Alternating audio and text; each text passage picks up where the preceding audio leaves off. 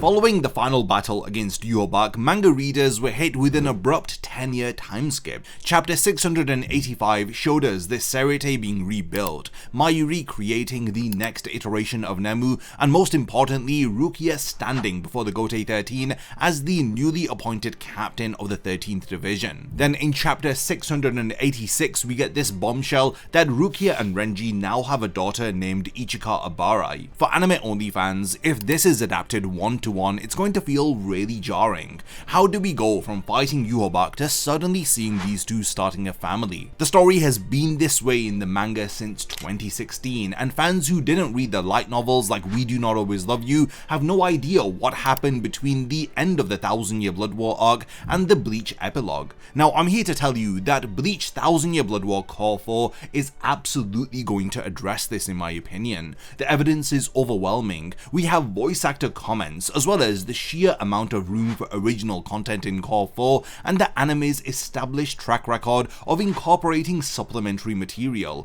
Rukia and Renji's wedding from the We Do Not Always Love You light novel is almost certainly going to be adapted into the final cour of the anime. But do you know who isn't going to be in the final cour of the anime? All of those who haven't subscribed to the channel. Only 20% of the people who watch these videos are subscribed, so if you enjoy these Bleach videos and you want to see more, then hit the bell notification and the subscribe button to be the first to know when I drop these new videos. Now on the 13th of March 2026, the official Bleach anime YouTube channel premiered an interview called The Stories of Castes. They had already done 2 previous interviews centered around the Substitute Shinigami arc. In the third Stories of Castes video, it featured the voice actors from the Soul Society arc. Now these interviews are official promotional content designed to build hype for Cour 4's July 2026 premiere. Now buried within the final messages of the interview between each of the cast members, Renji's voice actor Kentaro Ito said something that most fans would have completely missed. He said that while he has passionate thoughts about Bleach as a whole, he wanted to specifically focus on Renji's relationship with Rukia and Rukia's feelings as we head towards the end of the Bleach anime. He talked about how they live together like family in Inazuri, or otherwise known as Hanging Dog. This is the southern district of Rukongai where both Rukia and Renji grew up, and how Renji eventually stopped holding himself back. He supported Rukia's decision to join the Kuchiki family, stating that she should have a family, as he sent her off with those words. She'd be better off with a noble family than starving within Rukongai. Renji's voice actor poses this question directly to viewers. What conclusion did Renji and Rukia ultimately reach regarding family? As he says that he's really looking forward to that part of the anime. He isn't being subtle, as he's asking the audience to look forward to finding out what family conclusion Renji and Rukia will reach. We already know from the Bleach epilogue that they have a daughter named Ichika, but anime-only viewers don't know how they got there.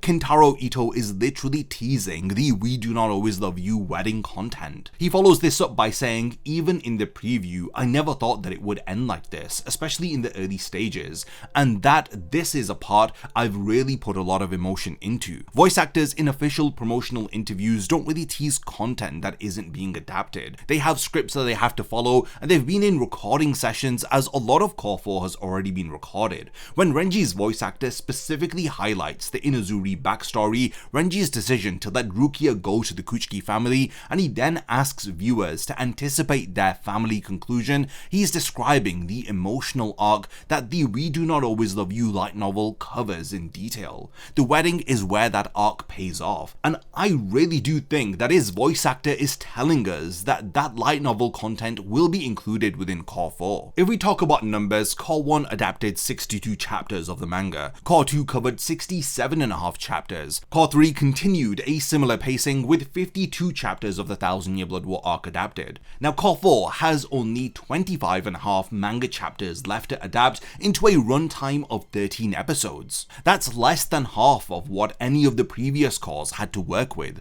When you do the math, over 54% of Cour 4 is going to consist of content that never existed in the manga. This translates to roughly 7.5 full episodes of brand new 1000-Year Blood War arc material, the equivalent of about 40 chapters worth of new content.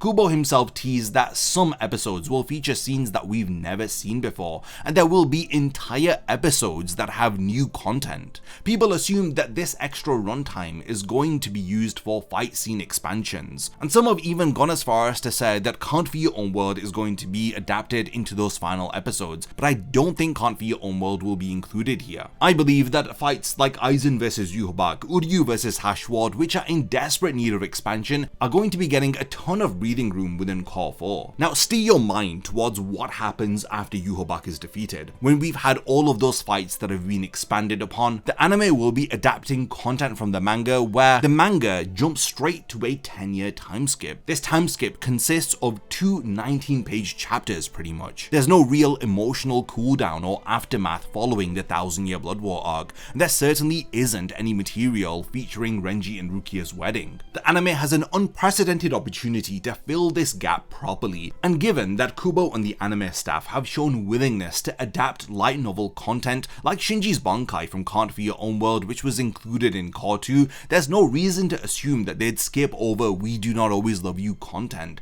as it directly bridges the war to the Bleach epilogue. If you track Kubo's comments across the development of Core 4, it paints a clear picture. Work on the final season of the anime began on the 22nd of November 2023, when Kubo posted that the first meeting for Core 4 was taking place. He described it as fun but time-consuming. On the 10th of January 2024, he revealed that they were discussing several new anime-exclusive scenes and that the meeting was very enjoyable. On the 4th of December 2024, Kubo showed the anime staff new storyboards that he had drawn specifically for Core 4. The team was reportedly overjoyed after seeing them, as he described these storyboards as insanely difficult to animate, and he added that he was praying for the animators, because whatever he is cooking up is going to push Pyro films to their absolute limits. At Anime Expo 2025, during the Bleach panel, Kubo dropped a statement that his supervision work for Core 4 alone equals everything that he did for Cores 1 to 3 combined. He's already been hands-on for the first 3 seasons of the anime,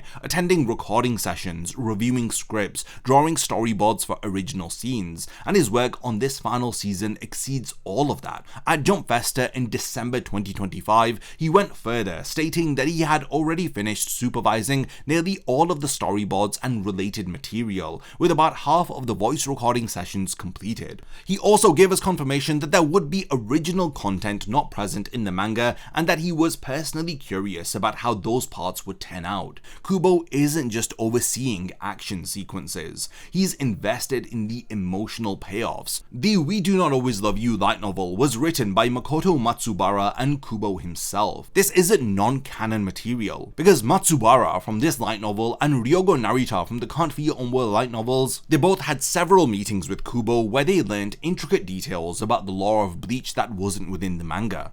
Kubo has overseen all of the material within these light novels. The fact that he's drawn designs based off of the light novel material for Bleach Brave Souls, along with him including content from Can't Be Your Own World in the previous anime cores, it's safe to say that this isn't just random spin-off content written by a third party. Kubo contributed directly to the stories of We Do Not Always Love You and Can't Be Your Own World. After all, he also came up with the title of We Do Not Always Love You. The We Do in the title is in reference to marriage ceremonies where both parties say I do, and the knot being spelt like a rope knot signifies the tying of two people together in a marriage. So yeah, with Kubo being so heavily involved with the light novel content, why wouldn't he want to see some of it animated, so that the 1000-year Blood War arc has more of a definitive ending? I think Can't Be Your Own World should also have an anime adaptation, but I think that Core 4 would really be squeezing it in because there's a lot of content there to adapt. So I'd much rather see Can't Be Your Own World movies or dedicated anime cores for that story. But the great thing about We Do Not Always Love You is that it's not too long, and it can nicely fit within the runtime of Core 4. Again, given that we are going to be getting 7 episodes of original materials, there's plenty of space there for padding. Here's the thing about the manga's 10-year time skip. Without We Do Not Always Love You and Can't Be Your Own World, manga readers were left to fill in massive gaps by themselves. How did Rukia become a captain? When did she and Renji get married?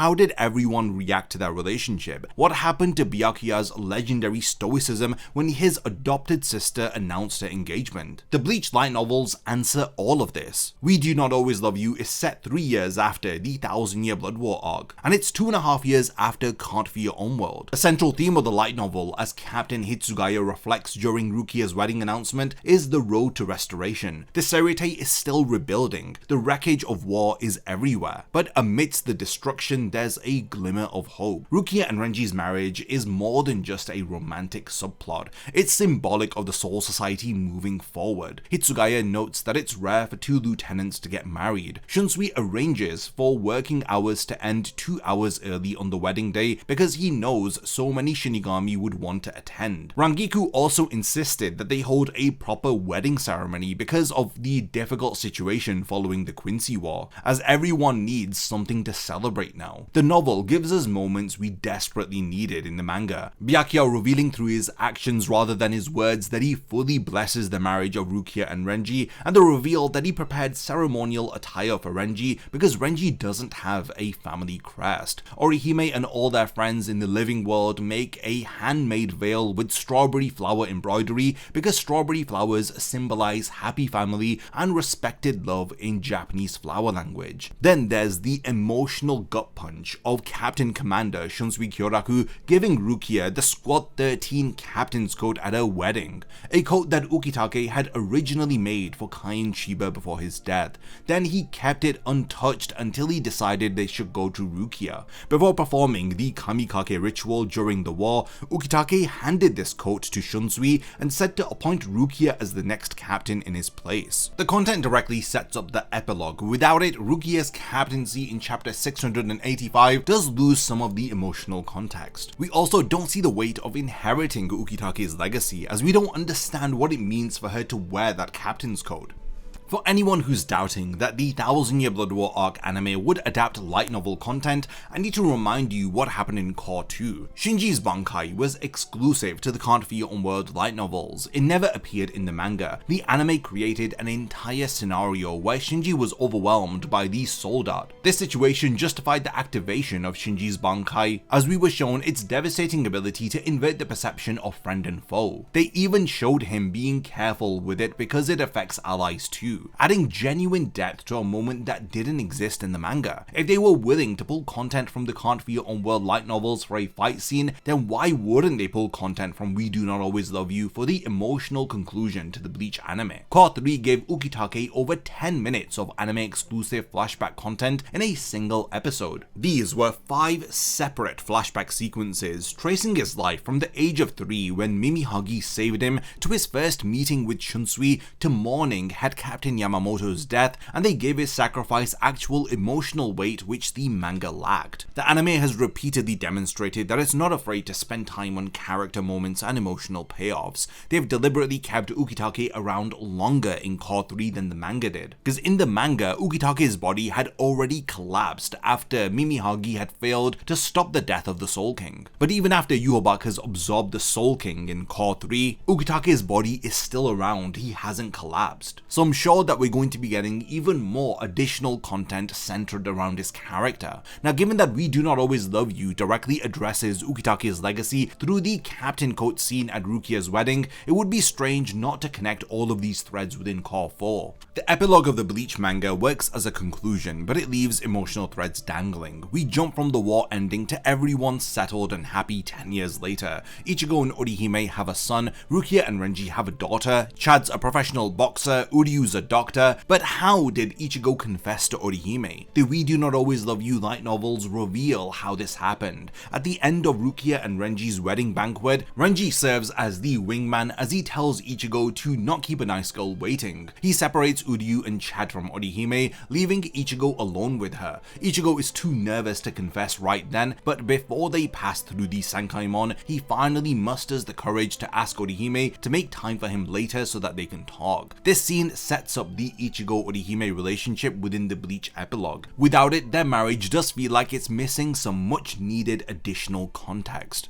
The anime adapting this scene provides the narrative connective tissue that the manga is missing. So piece all of this together, along with Renji's voice actor comments referencing Rukia and Renji's family bond, over half of Cour 4 consisting of anime original content, Kubo's unprecedented involvement and his curiosity about how the new content would turn out, and the anime's established pattern of adapting light novel material. There is most certainly going to be material that will bridge the war's end to the epilogue of Bleach. So I really do think Renji and Rukia's wedding isn't just going to be a possibility for Cour 4, it is narratively essential. So it's highly likely it will be adapted towards the end of Cour 4. So we've reached the point of the video where I want to hand over the discussion to all of you. Do you agree with me that Rukia and Renji's wedding will be included in Cour 4? Are you excited for an anime adaptation of We Do Not Always Love You? If you don't know anything about this light novel, I do have a separate video on the channel where I cover this light novel in great detail, so do go check that out after this video. And lastly, thanks for making it to the end of this one, and I look forward to seeing you in my next video.